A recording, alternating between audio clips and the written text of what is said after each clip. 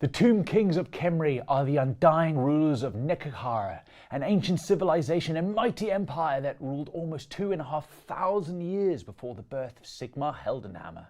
Of all those who would seek power with necromantic magic, only the Tomb Kings can truly claim mastery over it. Hello there. In this video we're going to show you how to paint your two Kings of Khemri Tomb Guard to a battle-ready standard, and then some extra details as well. The paints we'll be using are on the screen right now. These colours are perfect for getting your Tomb Kings of Khemri painted quickly and to a battle-ready standard. We also have a list of the additional equipment we've used, but you can use whatever brushes you feel most comfortable with. If you're new to painting or want to brush up on your skills, you can check out the Citadel Colour Painting Essentials videos to learn all about our paints and painting techniques. Right, we've sprayed our model with grey sear spray to give us a nice light base coat to work from. Let's get painting. For our first paint, we'll use Retributor armor to pick out all of the gold details with a medium layer brush. Even though grey sear is a light undercoat, we'll need a couple of thin layers of gold to get good coverage. Try not to get it on other details, as we'll have to tidy up with grey sear. If you get lost as to where the gold details are, just remember to check the box art for help. With the gold details done, we just need to move on to the silver ones. For the silver details, we'll be using lead belcher and a medium layer brush to paint the blade. Once that's done, don't forget to clean out your water pot and get some fresh water before carrying on. We don't want any metallic flakes in the rest of our paints. Okay, time to do the red details. We're going to use Blood Angel's red straight from the pot and apply it all over the areas where we want it to be red. These include some of the details on the shield as well. Just check the box art if you're lost as to where these details are.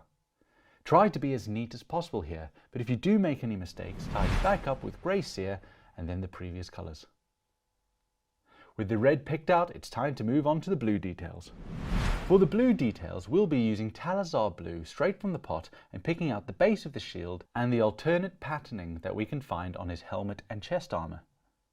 Again, try to be as neat as possible here when doing it. Take your time and work through the details slowly. Nice! Our blue and red details are done and the Tomb King champion is really starting to come together. Alright, we're going to move on to the leather details next, and for this we'll be using a small layer brush as well. Try to be precise, as this is a dark contrast, so we'll stain other areas very easily. We'll just make our way around the model looking for any armor straps that we can find. With that complete, we now need to do the inside of the shield. We need to paint the inside of the shield, and for this we'll use Wildwood and a medium layer brush. Nice and quick stage, load up with Wildwood and let the contrast do all the work for you. Once that's dried, we're moving on to doing the old linen over the bones. Okay, we're almost done. We need to pick out the linen we can see wrapped around the skeleton. We also need to pick out his beard and weapon grip. For this, we'll be using Black Templar straight from the pot and a medium layer brush. Black Templar is a great contrast paint for this, as it has a slight blue tone that will work nicely by looking pale on the raised edges when the contrast paint pulls away from them, giving us an easy, worn and ancient look. Because it's a darker contrast, just be as neat as you can going around the model. If you get it on any of the bones, tidy that up so we're ready for the next step. Nice, we're almost done. We need to do the bones now, but before we do, we'll just give them the once over with grey sear first. We don't want any stains showing through when we apply the perfectly named skeleton horde straight from the pot all over the bones. Give the paint some time to dry, and then our Tomb Guard champion is almost done. Just the shades to go before he's battle ready.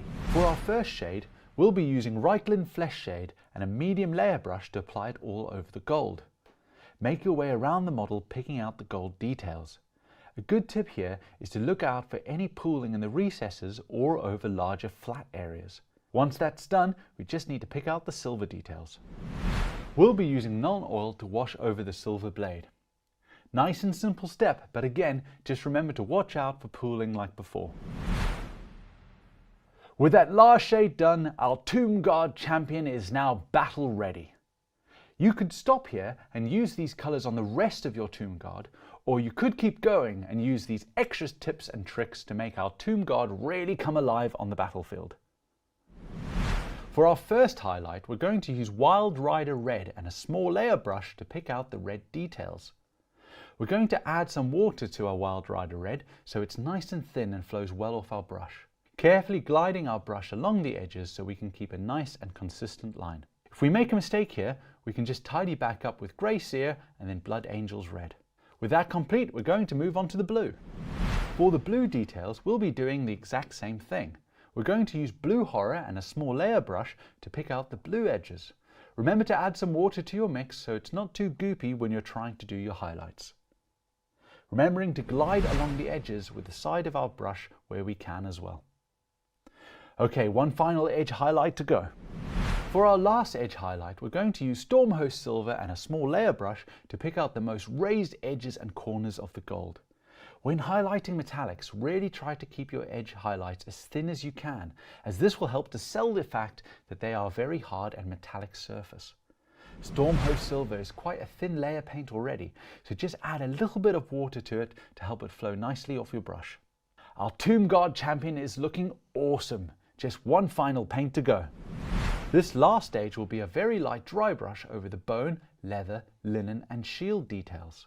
We're going to use Screaming Skull and a medium STC dry brush for this. Get a load of Screaming Skull onto your paintbrush and work off most of the paint on a paper towel, working the remaining pigment into your brush's bristles. Then very lightly brush over the raised details, allowing your bristles to pick them out gently. A good tip here is to be light and as minimal as you can. Remember, it's always easier to add more if needed than it is to take away if it's too much. And there we go. With that last dry brush done, our Tomb Guard champion is complete and ready to lead his unit into battle. For more tutorials, tips and tricks, check out our videos on the Warhammer YouTube channel or head to your local Warhammer store where our amazing staff will be more than happy to help. Well, we hope you've enjoyed this video and we'll see you again soon. Bye bye!